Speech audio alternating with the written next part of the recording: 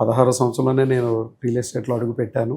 ఆ, so, actually intermediate నుండి చెప్పాలంటే ఎందుచేతంటే యాక్చువల్ నాకు 10th క్లాస్‌లోనే మ్యారేజ్ అయిపోయింది. బాల్య వివాహం ఆడపిల్లలకి చేయడం తెలుసు కానీ ఓకే. అయిపోయిన తర్వాత యాక్చువల్‌గా మా నాన్నగారు, డాడీ మా ఆవిడ పువ్వులు అడుగుతుంది, స్వీట్స్ అడుగుతుంది, డబ్బులు ఇయ్యి డాడీ అంటే, "నీకు పెళ్లి చేయడమే గొప్ప, మరి నీ పిల్లని నేను పోషించాలా, సో నీ భార్యను నువ్వే పోషించుకో" అని చెప్పి అంటే, నేను అప్పుడే 10th క్లాస్ అయింది, ఇంటర్మీడియట్ జాయిన్ అవుతున్నాను. అంటే 15 కంప్లీట్ అయ్యి 16వ సంవత్సరం వయసులో సంపాదన ఏముంటుంది? సో ఉండదు.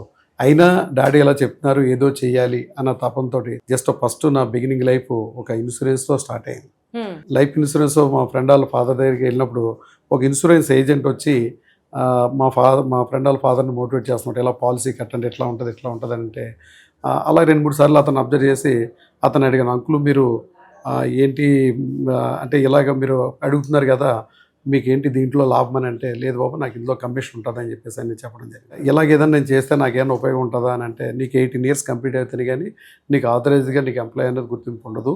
సో నీకు ఇప్పుడు 16 ఇయర్సే కాబట్టి నువ్వు ఎవరైనా ఉంటే రెఫర్ చెయ్యి, నీ కోవర్కర్గా తీసుకుని నీకు 50% అంటే 20% ఎల్ఐసిలో కమిషన్ అనుకుంటూ 10% నాకు ఇస్తానని చెప్పి అనడం జరిగింది. సో ఇదేదో బాగుందని రోజుకో ఫ్రెండ్ని సెలెక్ట్ చేసుకోవడం, ఆ ఫ్రెండ్ అలా ఇంటికి వెళ్ళిపోవడం, ఆ అంకుల్ అంకుల్ అని చెప్పి వాళ్ళతో మాట్లాడుకుని, సో కొంత ఎల్ఐసి లైఫ్ అనేది ఒక 2 ఇయర్స్ మెయింటైన్ అవ్వడం. ఆహా. సో అక్కడి నుంచి నేను 1992లోనే రియల్ ఎస్టేట్లోకి రావడం జరిగింది.